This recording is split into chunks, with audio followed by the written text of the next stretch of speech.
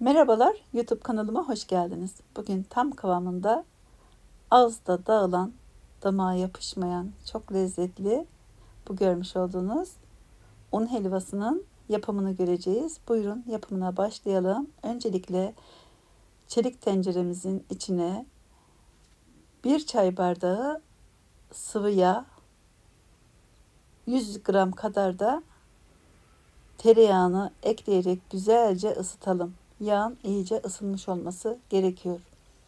Yağ iyice ısındıktan sonra üzerine 1,5 su bardağı un ekleyeceğim.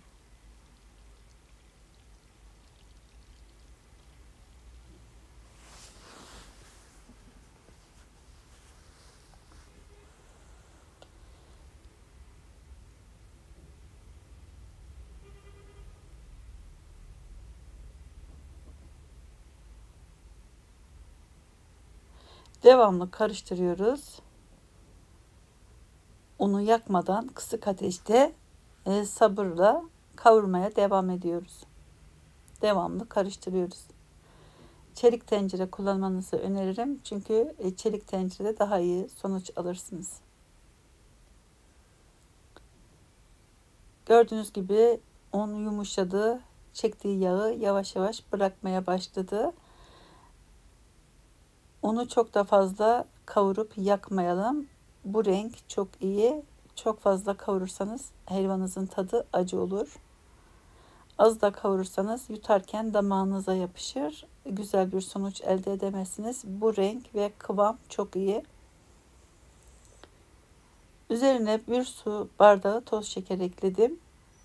Güzelce karıştırıyorum.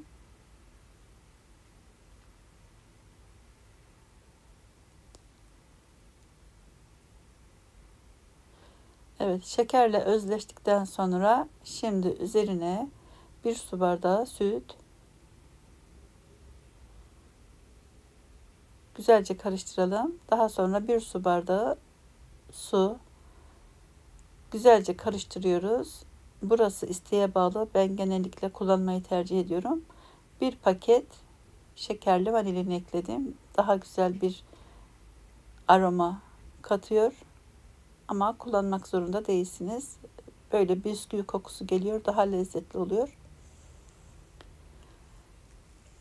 Kısık ateşte güzelce kıvamını bulana kadar karıştırarak pişirmeye devam ediyoruz.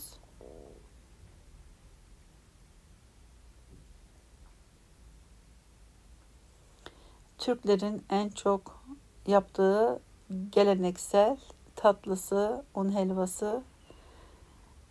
Genellikle pastanelerde satılmadığı için evde yapıyoruz. Evde de kıvamını güzel tutturmak gerekiyor.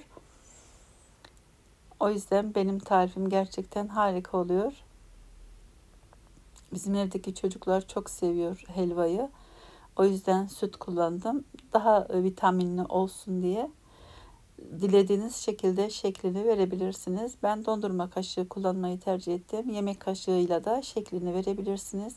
Gördüğünüz gibi dokunsanız dağılan, hani bir tabir vardır ya, helva gibi dağılıyor. Evet, gördüğünüz gibi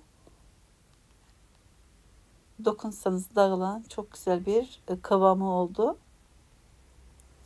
Çocuklar da sabırsızlanıyorlar yemek için. Üzerine de fıstıkla veya cevizle süsleyebilirsiniz. Biz bugün dondurmayla servis yapmayı düşündük. Gerçekten daha lezzetli oluyor. Buraya kadar da izliyorsanız ve videom sizin için faydalı olduysa lütfen beğen tuşuna basıp, abone değilseniz de abone olup bildirim zilini aktif hale getirirseniz video paylaştığımda size bildirim gelir.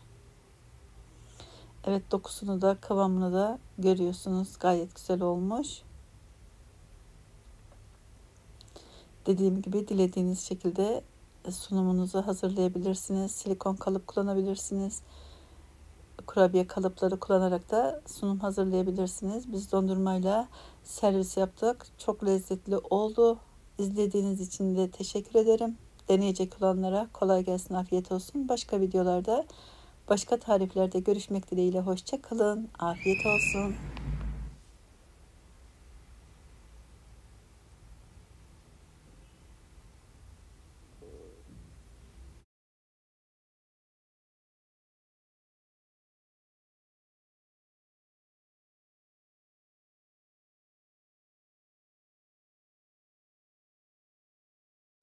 Canım.